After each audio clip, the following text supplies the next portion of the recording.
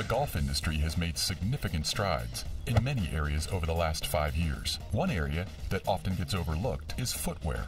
The most recent advancement in footwear has been cleatless golf shoes. But are these shoes better for your golf game? We begin our investigation at the Titleist Performance Institute in Carlsbad, California. What we're going to do is look at the difference between your foot action with spikeless shoes on, and then we'll say official golf shoes with a stable platform and spikes on. So on the left we have your spikeless shoes, and what we're looking at is your foot action. Stability and balance are two of the most important elements of the golf swing. SoftSpikes, one of the top manufacturers of golf spikes, says that by wearing cleatless shoes, you lose both and ultimately lose distance. The more moving parts you have in your golf swing, the more complicated it begins. This game is already very complicated as it is, so we try to minimize moving parts or excessive motions. And if the foot is excessively moving, it is a very, very bad start to the golf swing. The foot needs to be an overall stable platform for the golfer to be able to produce power, accuracy, and prevent injury. If you're in a shoe that isn't stable, you don't have that balance, you don't have that stability. So now instead of you loading all the club head speed down and through the ball, you're using your balance and using your energy. Okay, all of your energy in your body is being used to stay balanced, which is taking away 10 to 15 miles of club head speed down through the ball.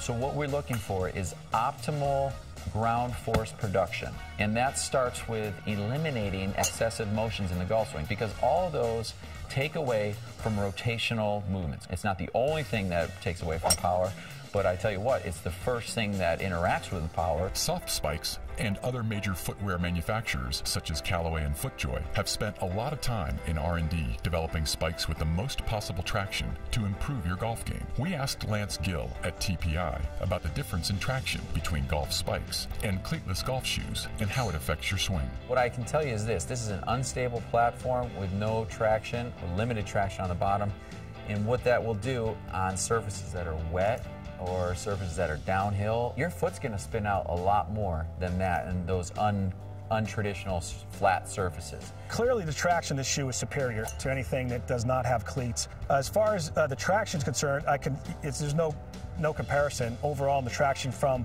something with 11 soft spikes like this into something that is cleatless. The spikeless shoes are kind of in that genre of not having enough traction, whereas this right here offers as much traction as you can possibly want, so you can generate more power and speed and forces off the ground. Being able to have a balance in wet conditions, in slippery conditions, in cold conditions, warm conditions, in thick rough, up and downhill, out of bunkers, side hill lies, that you need to be balanced in all of those and be able to have the correct traction to not only maintain your footing, but to transfer your energy down and through the ball properly.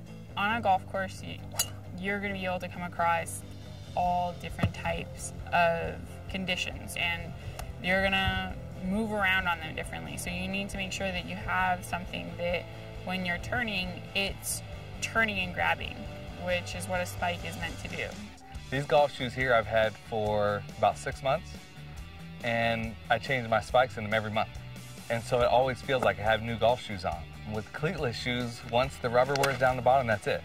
They're out the door.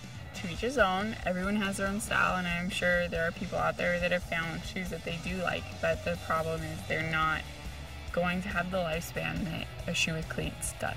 Until I see a trend of people using a spikeless shoe that can produce that same model, same energy, power, and not have excessive moving parts, I go with what works.